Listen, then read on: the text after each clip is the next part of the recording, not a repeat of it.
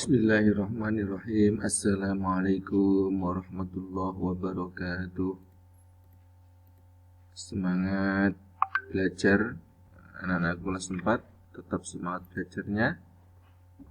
Semoga kita memperoleh ilmu yang bermanfaat. Baik, kali ini pelajarannya fikih. Kemarin sudah Bahuda terangkan terkait dengan khitan, pelaksanaan khitan. Ayo, siapa yang laki-laki yang belum berkhitan, ya, segera minta khitan. Karena khitan itu untuk mensucikan badan kita supaya sholat kita menjadi sholat yang diterima oleh Allah. Sejarah tentang khitan kemarin sudah kita pelajari, pengertian khitan sedikit sudah dipelajari. Kita ulang kembali pengertian khitan. Pengertian khitan ini menurut bahasa berasal dari kata khotana, yang artinya apa? Memotong. Memotong.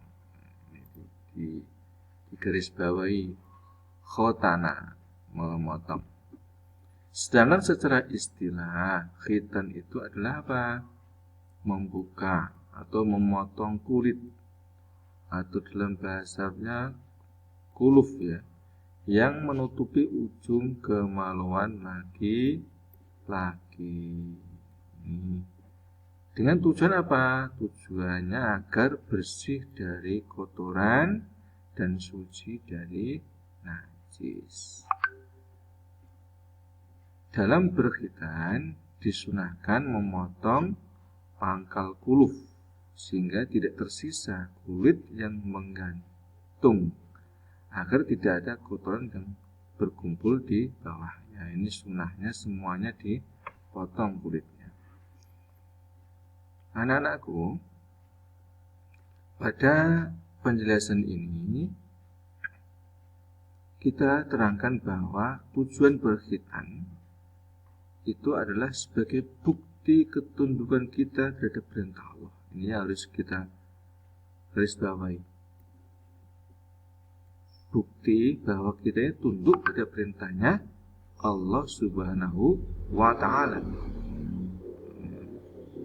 Karena semua perintahnya Allah itu pasti ada manfaatnya, ada faedahnya, ada kebaikan yang akan kembali kepada kita.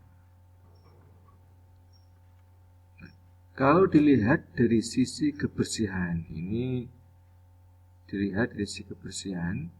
khitan ini adalah sebuah ibadah yang membantu kita menjaga kebersihan badan.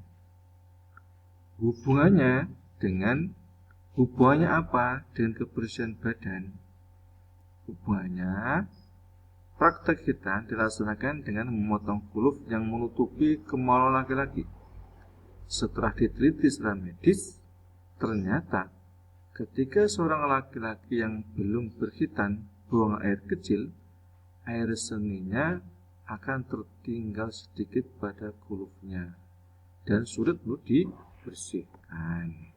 Ini yang harus digarisbawahi, bahwa ketika kita kencing, ternyata air kencing itu tidak semuanya akan keluar, akan ada sisanya.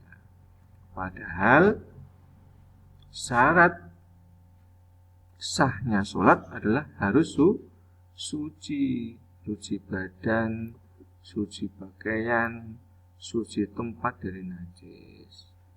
Artinya apa? Jika seorang laki-laki yang belum berkhitan melaksanakan sholat, kemungkinan besar sholatnya belum sah. Oleh karena itu, Nabi Muhammad memerintahkan laki-laki untuk berkhitan. Ini kalau dipandang dari segi kebersihan. Dilihat dari tujuan medis, khitan juga mempunyai banyak manfaat. Kalau kita pandang dari tujuan medisnya, menurut para dokter, khuluf yang tidak dipotong ini akan menjadi sarang kuman. Ini perlu digarisbawahi pula. Kalau tidak khitan, ini khulufnya akan menjadi sarang kuman, Jika dibiarkan terus-menerus, kuman-kuman tersebut dapat menimbulkan infeksi, ya, dan peradangan. Yang lebih menakutkan lagi, peradangan pada kemaluan dapat menyebabkan penyakit kanker. Dengan demikian, sebagai seorang muslim, kita tidak boleh ragu untuk melaksanakan khitan, karena untuk mentaati perintah Allah serta untuk menjaga kebersihan badan. Untuk perempuan, praktek khitan ini dilaksanakan dengan sedikit memotong daging yang berada di atas farj. Bentuknya seperti cengkir ayam jantan.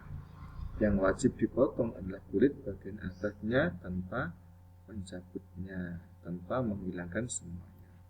Berbeda dengan laki-laki, tujuan khitan perempuan adalah untuk menjaga kesucian perempuan. Baiklah, sekarang hukum pelaksanaan khitan. Hukumnya apa berkhitan itu? Hukum khitan bagi laki-laki adalah wajib.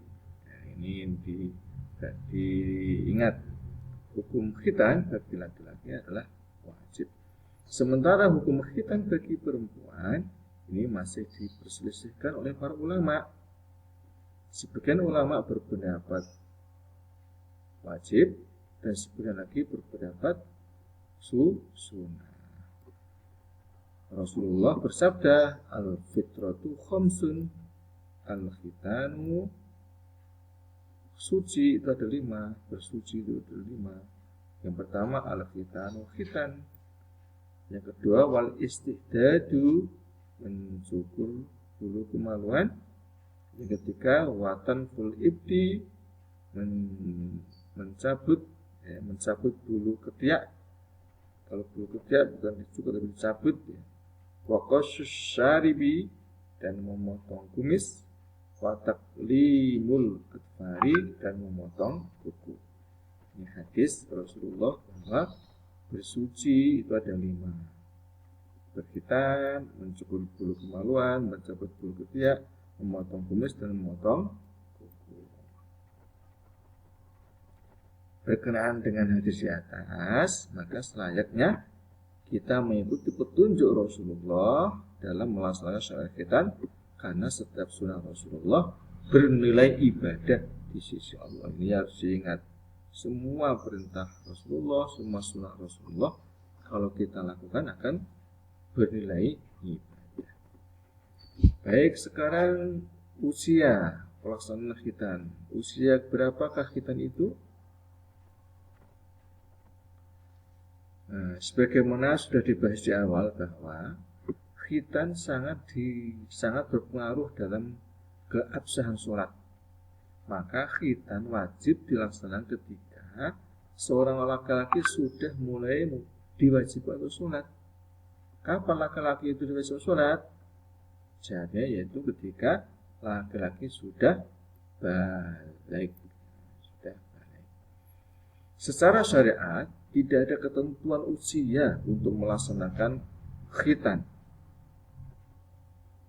Para ulama membagi waktu pelaksanaan khitan dalam dua waktu. Yang pertama, waktu mustahab. Diingat ya, yang pertama waktu mustahab. Waktu mustahab itu waktu sunnah, yaitu waktu belum balik. Kalau kita belum balik kemudian khitan itu sunnah. Beberapa ulama berpendapat bahwa khitan sunnah dilaksanakan pada saat usia 7 tahun. Namun ulama lain berpendapat bahwa usia berapapun untuk melaksanakan khitan adalah baik. Yang kedua, waktu wajib. Waktu wajib khitan kapan? Waktu wajib khitan yaitu pada saat anak sudah balik, usia balik. Karena pada saat balik itulah seorang anak mulai diwajibkan untuk sholat. Oleh karena itu, ia harus memenuhi semua syarat-syarat sholat seperti suci badan, suci pakaian, suci tempat dari najis. Salah satu cara agar badan seorang laki-laki suci adalah dengan berkhitan.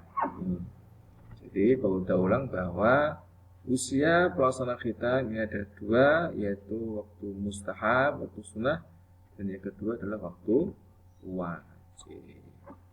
Demikian keterangan tentang khitan. Mudah-mudahan anak-anak kelas 4 bisa memahami keterangan tentang khitan tersebut, dan yang belum berani khitan biar cepat berani, karena khitan itu adalah sebagai tolak ukur sah tidaknya sholat yang kita laksanakan. Ihdinas siratal mustaqim. Wassalamualaikum warahmatullahi wabarakatuh.